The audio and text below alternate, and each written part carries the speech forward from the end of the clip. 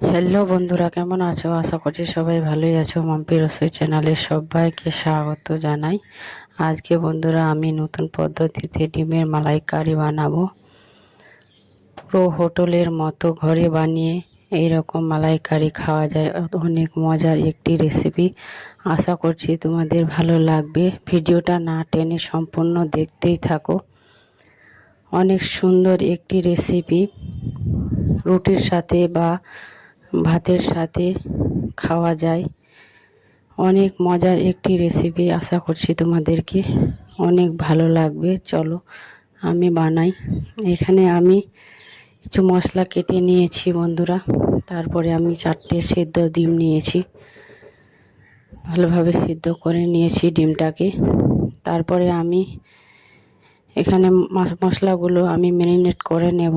2টা কাঁচা লঙ্কা, 2টা শুকনো লঙ্কা, তারপরে দিয়েছি কটা রসুনের কোয়া। তারপরে একটা পেঁয়াজ দিয়ে বানাবো। একটা পেঁয়াজ ভালোভাবে কেটে নিয়েছি।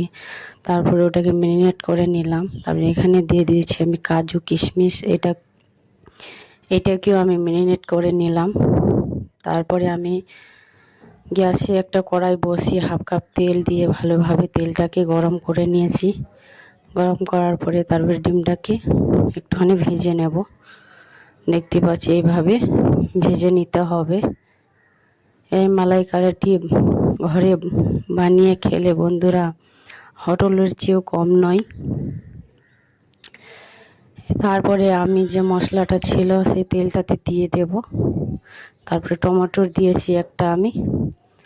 তারপরে আমি ভালোভাবে নেড়ে চেড়ে তারপরে এখানে মশলা অ্যাড করছি। 1/2 চামচ লবণ, 1/2 চামচ হলুদ, 1/2 চামচ দিয়েছি লঙ্কার গুঁড়ো, 1/2 চামচ জিরে গুঁড়ো, তারপরে 1/2 চামচ দিয়েছি গরম মশলা দিয়ে এটাকে ভালোভাবে আবারও কষে নেব।